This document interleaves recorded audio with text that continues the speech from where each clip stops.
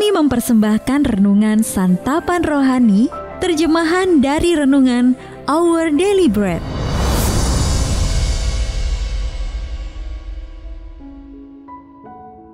Untuk menerima notifikasi video baru kami, silakan tekan tombol subscribe dan tanda lonceng di bawah ini.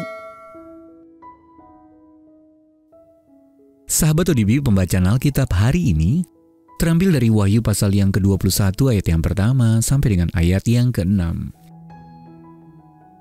Wahyu pasal yang ke-21 ayat yang pertama sampai dengan ayat yang ke-6. Langit yang baru dan bumi yang baru. Lalu aku melihat langit yang baru dan bumi yang baru. Sebab langit yang pertama dan bumi yang pertama telah berlalu, dan laut pun tidak ada lagi. Dan aku melihat kota yang kudus, Yerusalem yang baru, turun dari sorga, dari Allah, yang berhias bagaikan pengantin perempuan yang berdandan untuk suaminya.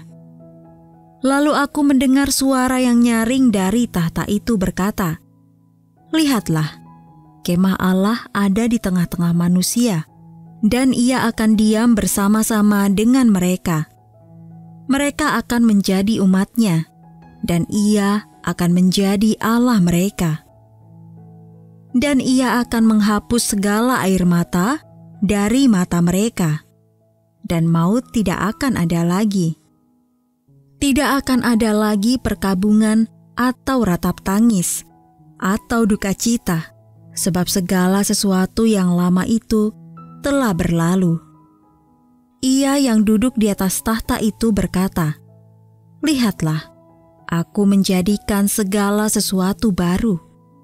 Dan firman-Nya, "Tuliskanlah, karena segala perkataan ini adalah tepat dan benar." Firman-Nya lagi kepadaku, "Semuanya telah terjadi. Aku adalah Alfa dan Omega, yang awal dan yang akhir. Orang yang haus akan kuberi minum dengan cuma-cuma dari mata air kehidupan."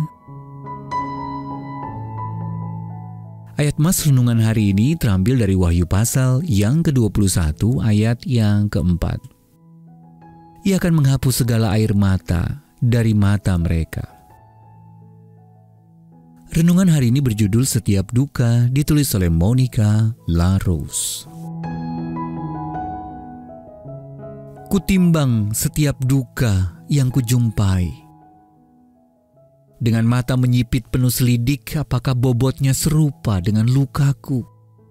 Aku ingin tahu. Ataukah bebannya sedikit lebih mudah?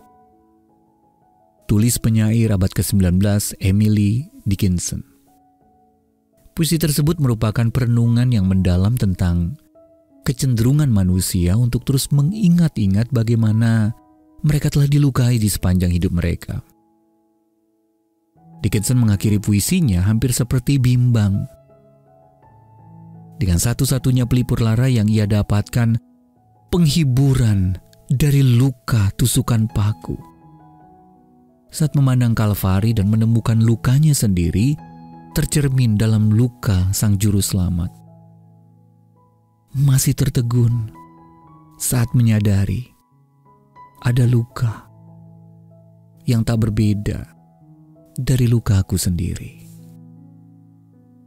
Kitab Wahyu menggambarkan Yesus juru selamat kita sebagai anak domba yang telah disembelih. Luka-lukanya masih terlihat. Luka-luka yang diperolehnya karena menanggung di dalam tubuhnya sendiri dosa dan keputusasaan umatnya. 1 Petrus pasal yang kedua, ayat yang ke-24 sampai ayat yang ke-25. Supaya mereka dapat memperoleh hidup dan pengharapan yang baru. Kitab Wahyu juga menggambarkan suatu hari di masa depan ketika sang juru selamat akan menghapuskan segala air mata dari mata setiap anaknya. Tuhan Yesus tidak akan mengecilkan rasa sakit mereka, melainkan sungguh-sungguh melihat dan mempedulikan kedukaan mereka masing-masing. Sambil mengundang mereka untuk masuk ke dalam realitas hidup yang baru dan utuh di kerajaannya. Di sana maut tidak akan ada lagi. Tidak akan ada lagi perkabungan atau ratap tangis atau duka cita. Di sana, air yang menyembuhkan akan mengalir dengan cuma-cuma dari mata air kehidupan. Karena Juru Selamat kita telah menanggung setiap duka cita kita. Kita dapat mengalami perteduhan dan pemulihan dalam kerajaan-Nya.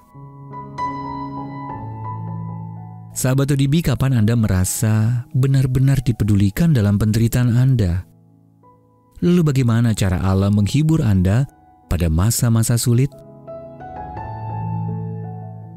Mari kita berdoa. Allah terkasih, terima kasih karena Engkau melihat, memahami, dan menanggung segala dukaku. Amin.